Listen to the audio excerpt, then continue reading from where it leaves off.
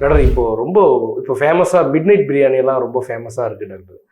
Mid நைட்டில் போயிட்டு ஒரு அன்டைம் ஒரு 11 o'clock மேலே நான் பிரியாணி எடுத்துக்கிறேன். பட் அது வந்து ஒரு விடிய காலையில் ஒரு 4 o'clock 5 o'clock எனக்கு வந்துட்டு ஒரு படப்படன்னு வர மாதிரியே இருக்குது. அது வந்து ரொம்ப டேஞ்சரா டாக்டர். அந்த டைமில் போய் நம்ம சாப்பிட்றது ஒரு ஹார்ட்டுக்கு வந்து நல்லதா? ஸோ இன்ஸ்டாவை திறந்தாலே வந்து mid night spots in Anna Nagar, what all I can eat after 12 o'clock இன் சென்னை, இதுதான் வந்து ஃபேமஸ் ரீல்ஸாக இருக்குது.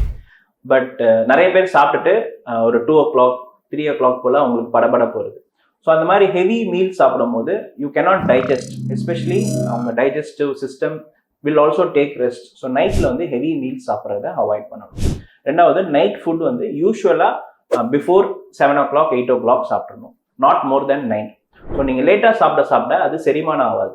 ஸோ அது உங்களுக்கு வாமிட்டிங் வரலாம், ஒரு ப்ளோட்டட் சென்சேஷன் வரலாம். ஸோ அதனால உங்களுக்கு ஒரு படபடப்பு இருக்கும். ஸோ படபடப்பு அதிகமாக இருக்கும்போது உங்களுக்கு ஏற்கனவே ஒரு ப்ரீ எக்ஸிஸ்டிங் ஹார்ட் ப்ராப்ளம் இருந்துச்சுன்னா அது வர்சன் ஆகிறதுக்கு வாய்ப்பு இருக்குது. ஸோ நைட்டில் ஹெவி மீல்ஸ் அவாய்ட் பண்ணிக்கோங்க. Don't eat after 9 o'clock.